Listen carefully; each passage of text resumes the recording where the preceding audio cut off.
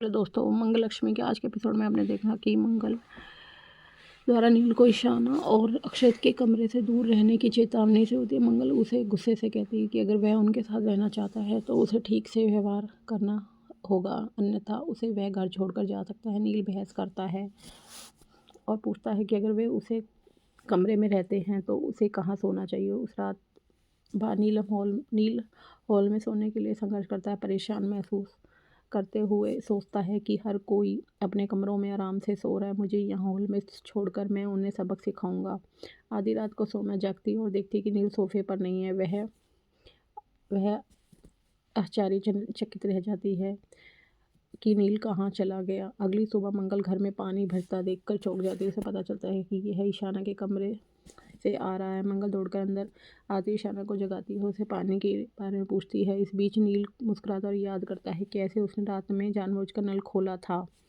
मंगल washroom में जाती है, वह नल बंद कर देती है। दूसरी ओर सौम्या देखती है कि उनके वॉशरूम में पानी नहीं है। वह बच्चों के बाथरूम का इस्तेमाल करने का फैसला करती है। अंदर जाते ही फर्श पर फैले पानी के कारण उसका पैर फिसल जाता है, लेकिन आधे समय पर पहुंच जाता है और उसे गिरने से बचा लेता है। गुस्से में आदित ईशाना को उसकी लापरवाही के लिए डांटता और कहता है कि अगर मेरे बच्चे को कुछ हो जाता तो क्या होता। ईशाना समझाने की कोशिश करती है कि उसने खुला नहीं छोड़ा, उसे नहीं पता ये कैसे हुआ, लेकिन आदित्य सुनने से इनकार कर देता है। मंगल बाहर आती है और उसे बताती है कि कुछ गंभीर नहीं हुआ है और जोर देकर कहती है कि अगर ईशाना कहती है कि उसने ऐसा नहीं किया है तो वह सच कह रही है। ईशाना रो रो कर कहती है कि पिताजी मुझ पर विश्वास नहीं करेंगे क्योंकि मैं उनकी सगी बेटी नहीं हूँ। आदित्य को और गुस्सा आ जाता है। वह उसे इस तरह बात ना करने के लिए कहता है। तभी मंगल की नज़र फर्श पर पड़े नील के रिस्टबैंड पर पड़ती है। उसे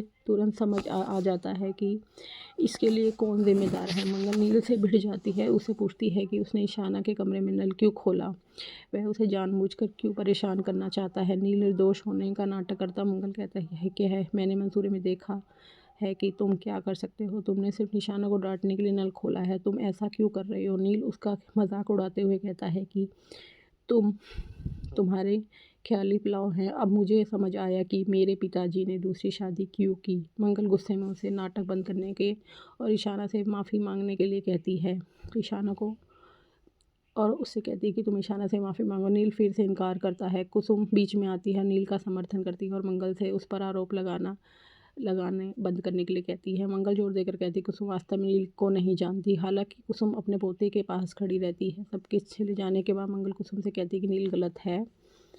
कुसुम जवाब देती है कि उसकी माँ की तरह बदलो बेटी की तरह नहीं। मंगल उसे ईशाना की भावनाओं का भी ध्यान रखने की विनती करती है, लेकिन कुसुम कहती है कि भगवान की कृपा से हमें नील वापस मिल गया है, मैं उसे फिर से नहीं खोना चाहती। मंगल भावुक हो जाती है। बाद में घर की सफाई करते हुए मंगल शांति से 16 साल पहले हुए बच्चे की अदला बदली के बारे में बात करती है। शांति मंसूर में डिलीवरी करवाने के आदित्य के फैसले को गलत ठहराती हुई कहती है कि उसे ईशाना की चिंता है, नील को बिगड़ा हुआ बच्चा कहती है। इस बीच सौम्या कुसुम से कहती है कि उसने नील के लिए नाश्ता बनाया है। कुसुम खुश होती है, उसे अपना भी ध्यान रखने के लिए कहती है। सौम्या फिर नील का जन्मदिन मनाने का सुझाव देती है।